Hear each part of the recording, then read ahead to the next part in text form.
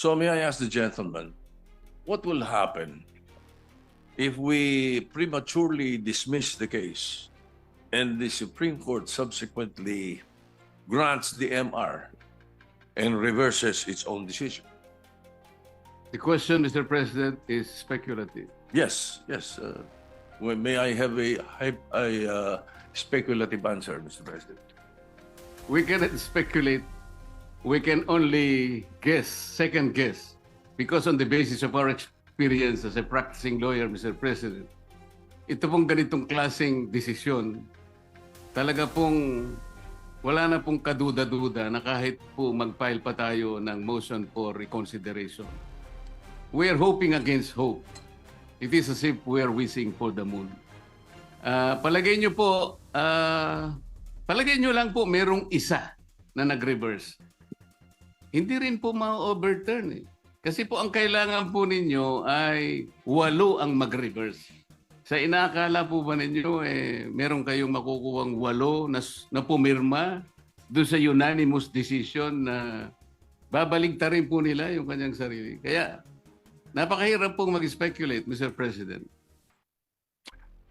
I will accept the answer of the gentleman, but I have done my research, Mr. President. And to remind everyone, the reversal of the Supreme Court's own decision is not impossible, even in landmark cases. In the case of Labogal, Bilaan Tribal Association Incorporated versus Victor Ramos, GR number 127882, December 1st, 2004, questioning the constitutionality of Republic Act 7942 or the mining law, the Philippine mining law. The Supreme Court granted the MR, reversing and setting aside its earlier ruling. And also, Mr. President, just a few days ago, the Supreme Court reversed its own ruling on the definition of a stockholder. This is the case of Lily Lopez versus Lolito Lopez with GR numbers 25497-957-58. So may kasabihan po tayo, ang tumatakbo ng matulin, kung matinik ay malalim. Kaya dapat siguro pag-isipan muna natin kung tama ba na bago magdesisyon ang Supreme Court, basta ibasura na natin ang kaso na ito. Unang-una po, Mr. President, gusto kong malaman, yung po bang mga kasong sinabi nyo, unanimous decisions po ba lahat? I am not sure about that. But one thing I can say is that if there is a mistake, a unanimous decision could become a unanimous mistake. Wala pa pong nangyaring gano'n, Mr. President. At saka po tayo, pag nananakbo, ako po ay nakasapatos at saka sa kalsada kaya hindi po ako matitinik. Well, Mr. President, there's always a first time. Regardless of whether it's unanimous or not, unanimous decision does not bar an appeal or a reversal, Mr. President. That is one thing for sure. Now, secondly, where is the ball, Mr. President? Or meaning the impeachment case itself? Is it in the Senate or in the impeachment court? Didn't the impeachment court throw it back, remanded, returned to the House of Representatives? So what are we dismissing in the Senate kung wala sa atin ang kaso? Can we continue hearing the case and dismissing it without the impeachment case in our hands? Can we throw the ball out when the ball is not in our possession? Siguro naman dapat magkaroon tayo ng tinatawag nating sense of proper sequencing of moves. Nasaan po ba yung impeachment case?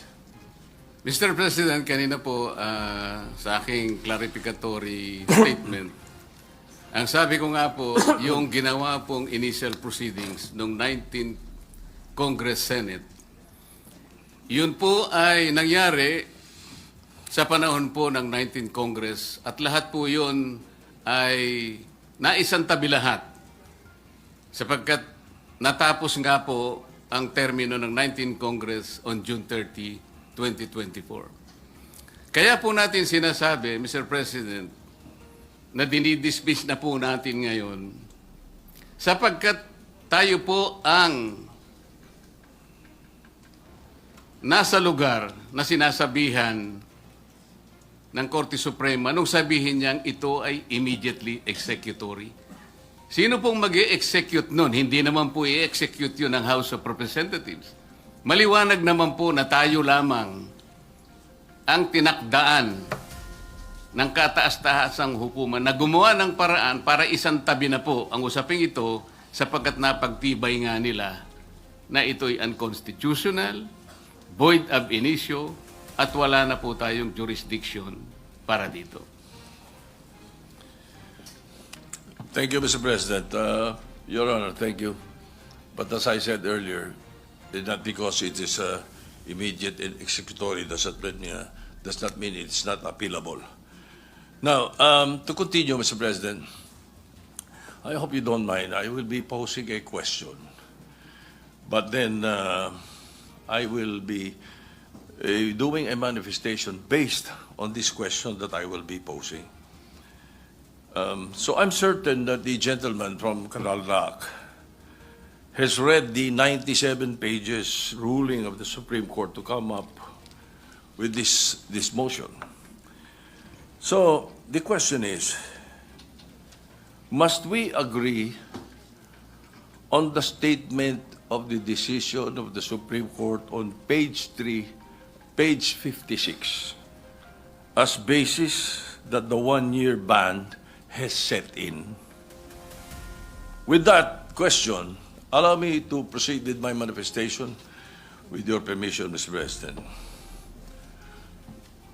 For the benefit of our colleagues, my colleagues, the last paragraph of page 3 states that, quote, since the 19th Congress terminated, the 3 impeachment complaints became enacted upon, end of quote. Again, this was reiterated in page 56, second paragraph of Roman numeral 5. It says, quote, the House of Representatives, however, was unable to act on the first 3 impeachment complaints because of the adjournment of the 19th Congress. To continue, for constitutional purposes, the first 3 complaints were effectively dismissed. In both instances, Mr. President, the Supreme Court was referring to the February 5, 2025 adjournment. But they have, erroneously believed that the said adjournment is the same adjournment with the sine die adjournment that ends a Congress. It is not. February 5 did not terminate the 19th Congress as stated in the decision. The sine die adjournment of the 19th Congress was on June 13, 2025, wherein the last session day was last June 11. Mr. President, and for the information of the public, there is a world of difference between adjournment versus adjournment sine die. Sa atin, pag nag-adjourn tayo for the Christmas break, nag-adjourn for the Easter break, nag-adjourn for the election period, nothing dies. The treaties, bills, resolutions, anything filed continues. It is never archived. Well, perhaps the lawyers of the ponentes did not realize that, or they were not familiar with the rules of Congress. As I said, this is a world of difference. Now, this is a transcendental case. Ang laking constitutional issue. Wala man lang oral arguments, or at the very least, a consultation with some members of Congress or members of the bar na nakakaintindi ng rules ng Congress regarding the procedure. In that matter alone, Mr. President, kasabihan ninyo mga lawyer, falsus omnibus, falsus unos, falsus omnibus. Mistake in one, mistake in all. In that manner, they wouldn't have decided based on their unfamiliarity with the legislative process. May mali agad eh. Pati ba legislative rules natin gusto nilang palitan? Ganun ba yun? Maybe not everyone may appreciate the importance of the legislative calendar of Congress. But us, it is a big deal. That's why I'm stressing this point. Concurrent joint resolution pa nga when we approve this calendar, only to be misinterpreted and used erroneously in this case. Nag-adjourn daw yung 19th Congress. Kaya na-archive lahat. Now, may kinopya lang, kopya, mali pa. Sabi nga kanina ng ating distinguished gentleman from Tarlac. Hilaw. Hilaw yung complaint. Hilaw din yung decision. In addition to this factual error, Mr. President, it can be seen in the website of the House of Representatives that the 3 impeachment complaints were referred to the Committee on Rules and were consigned to the archives on February 6, not February 5, as claimed in page 78 of the decision. Nag-housekeeping lang ang House, kaya in-archive, hindi to end the Congress.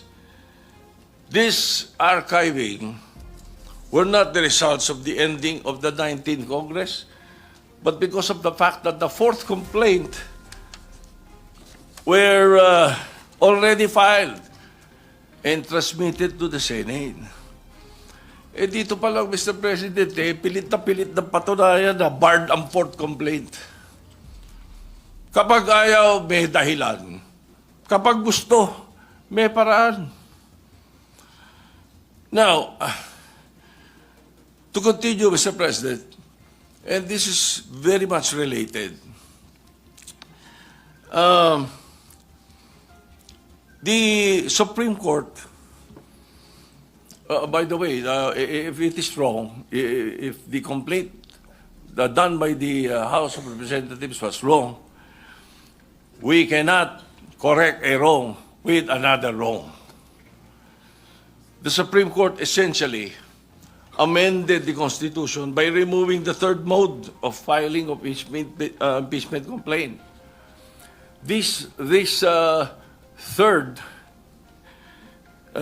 and speedy mode was enshrined there for a reason.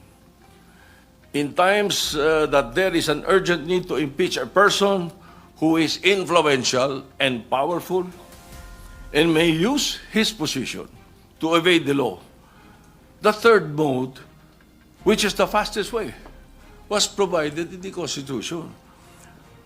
Why don't you ask the authors of this provision in the Constitution? Constitutionalists or CONCON delegates Munsud, Ascuna, Sarmiento. So, Mr. President, continuing, if the Supreme Court is now changing the meaning of initiating, then at the very least, please apply it prospectively. However, they are applying this new ruling retroactively, which is a violation of the doctrine of operative facts. Kung ganito kanilang kagustuhan, at susundin natin basta-basta, apektado din dito yung nakaraang impeachment, the impeachment proceedings. In the words of retired Supreme Court Senior Justice Antonio Carpio, I quote,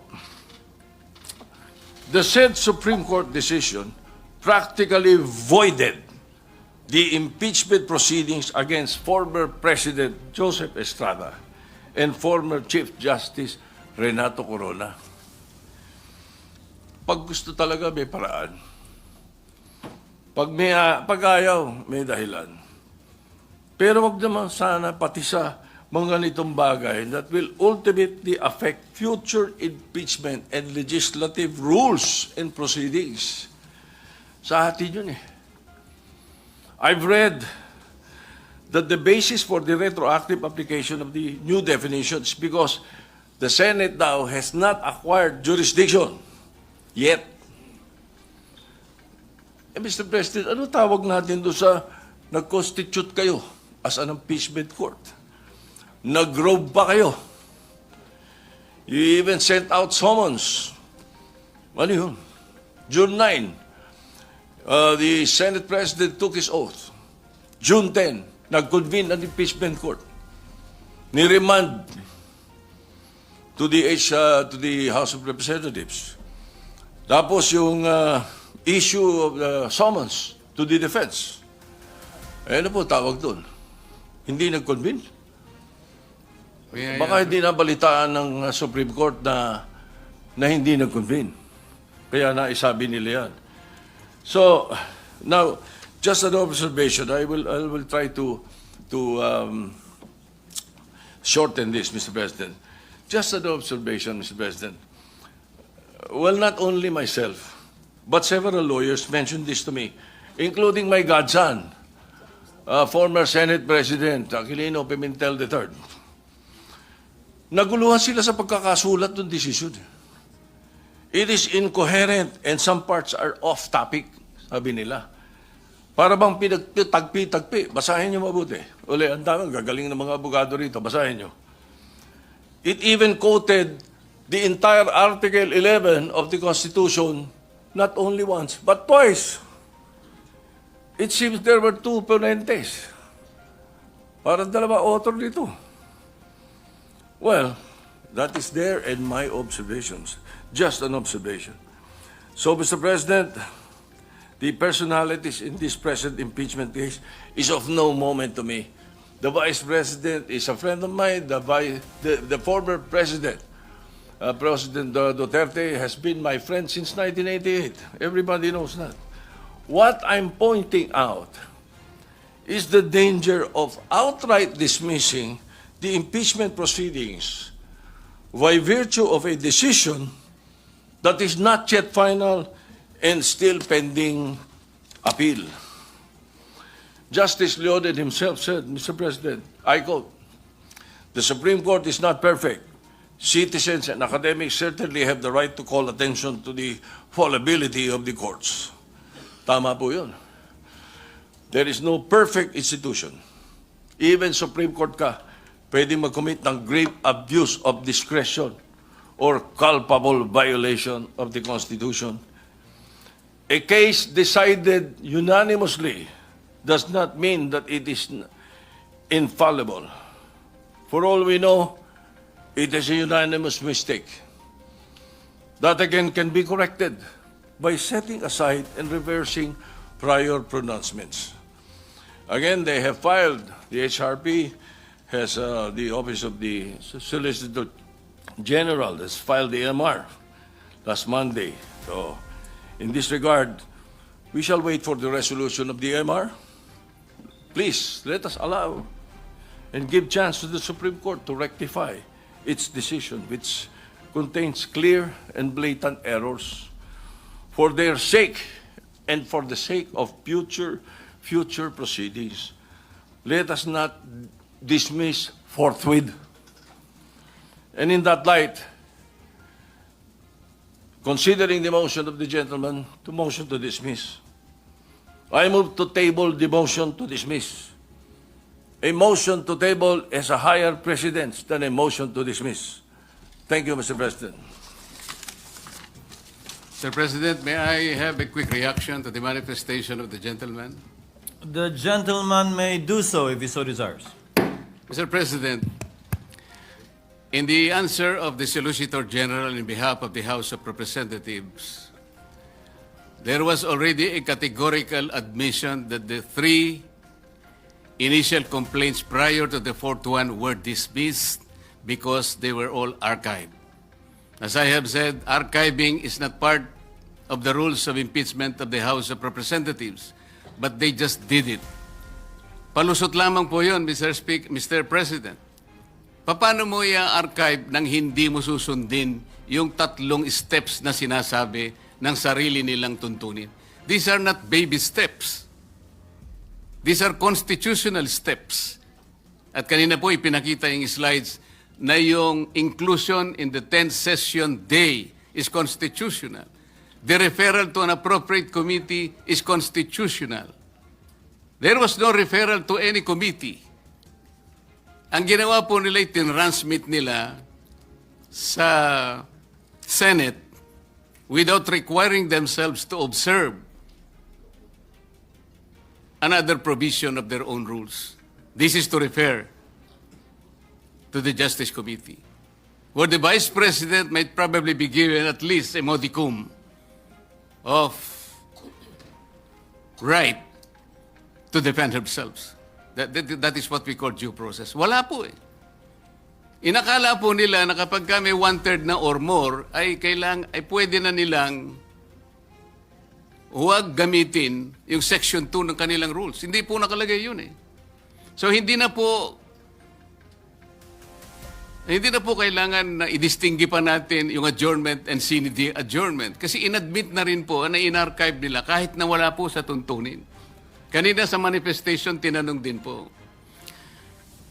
Kung wala tayong jurisdiction, paano yung unang initial proceedings?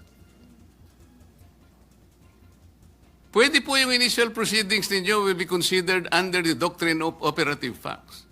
Hindi pa po na-declare na wala pang jurisdiction ang Senate at that time. Ngayon lang po nangyari. Kaya po yung ginawa ng Senate of the 19th Congress, tama pa rin po eh. Wala pa pong declaration noon. Kaya lang, ang kagaya po ng aking clarification na sinabi, all these initial proceedings conducted in the Senate of the 19th Congress were not officially transmitted to the 20th Congress, where I myself belong, a Congress of different composition.